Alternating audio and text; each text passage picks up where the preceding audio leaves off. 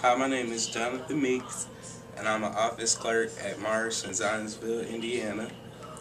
As an office clerk, it's my job to provide services to different types of customers, and Western Union is a service that we provide for our customers. As a Western Union agent, I'm going to explain how to send a Western Union for a customer. Because many of my co-workers, they seem to be intimidated by Western Union. They have problems with it. And they often fear that they're going to make mistakes or something like that.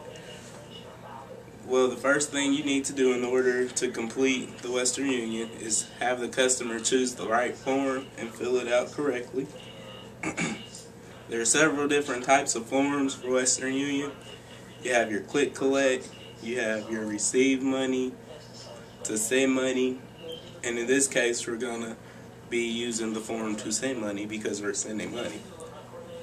So have the customer fill that form out, and after they filled it out, you need to take it and walk over to your computer or wherever your Western Union program is. It's usually on a computer.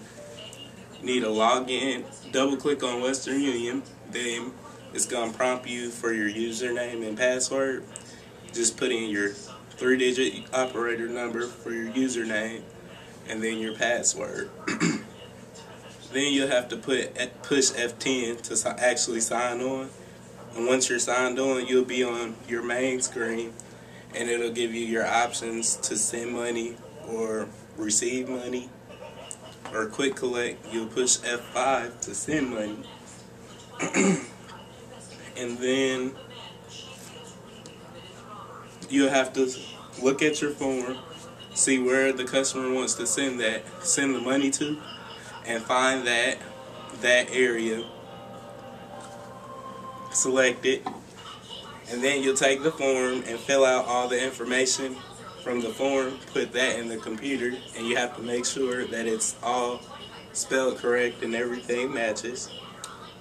And once you make sure everything matches, you need to tell the customer how much it's going to cost, then walk over to your register and ring that amount up on the code for Western Union, which is 612.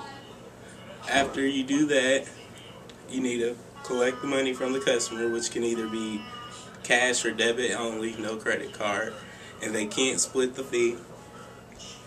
After they pay for it, you need to keep the original receipt of how they paid for it and explain to them that you have to step back to your computer to print their receipt and get their money control number.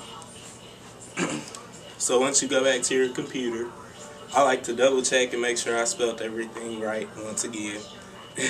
Then you press F10 to send, and then it's going to prompt you to type in how they paid. So you'll just put an X for cash or an X for debit.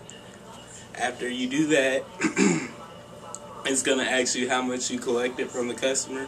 You just type in that amount from your receipt to make sure you collected the right amount.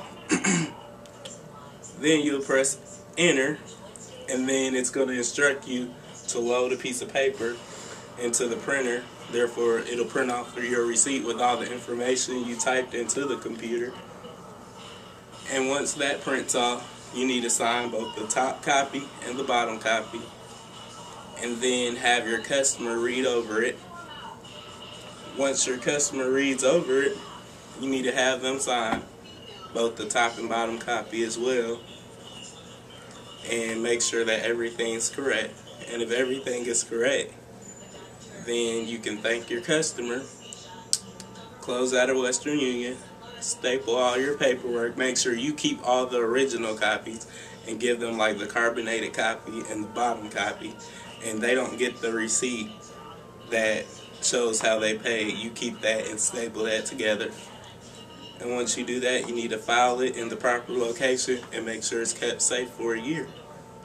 And that's how you send a Western Union.